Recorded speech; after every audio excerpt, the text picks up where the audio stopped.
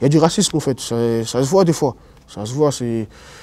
Des fois, voilà, on peut aller dans un centre administratif et déposer des papiers, on dira bonjour à la dame, elle ne va pas nous répondre. En fait, c'est ces petits signes-là en fait, qui tressent au fait, du racisme. En fait. Vous dites bonjour à une dame qui ne vous répond pas, ou soit vous êtes assis dans le train, il y a une dame qui est assise, vous venez, vous vous asseyez à côté, soit automatiquement elle prend son sac et elle le met sur elle ou en guise de... En fait, elle essaie de se protéger automatiquement. Soit peut-être... on voit qu'on vient de la banlieue, soit peut-être elle se méfie de nous, nous sommes peut-être des voleurs ou je sais pas quoi. Ou soit elle se dit aussi, voilà, c'est les déchets de la France, c'est les immigrés, voilà.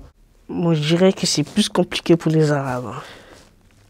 Ah, pour les Noirs ça peut passer, mais pour les Arabes c'est plus compliqué parce que quand on parle beaucoup à la télé des gens qui font des bêtises là, je ne vais pas rentrer dans un débat bizarre, mais il y a plus d'Arabes que de Noirs, quoi. Voilà.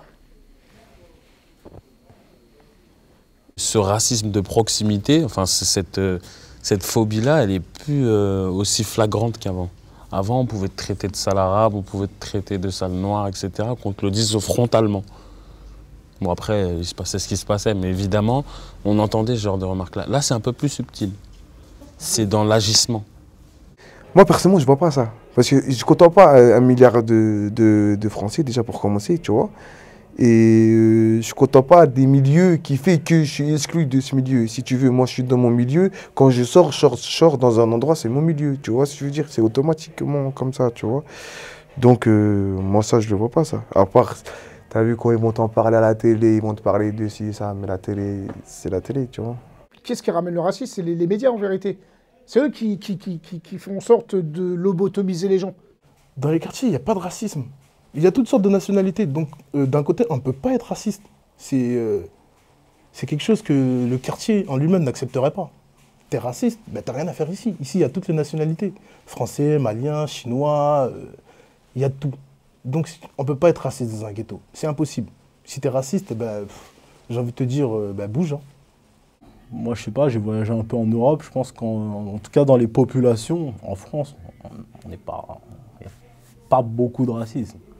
Il y en a, oui, mais je pense qu'il est beaucoup plus institutionnalisé, en fait. Je pense vraiment que c'est ça. Je pense qu'il vient d'en haut, je pense qu'il est cultivé, et c'est ça dont il souffre. Après, l'idée, c'est que le monde repose sur la confiance. Donc moi, je pense qu'en redonnant confiance aux gens, on peut faire quelque chose. En faisant en sorte qu'ils croient qu'ils peuvent faire, quoi qu'il arrive, on repoussera leurs limites au maximum.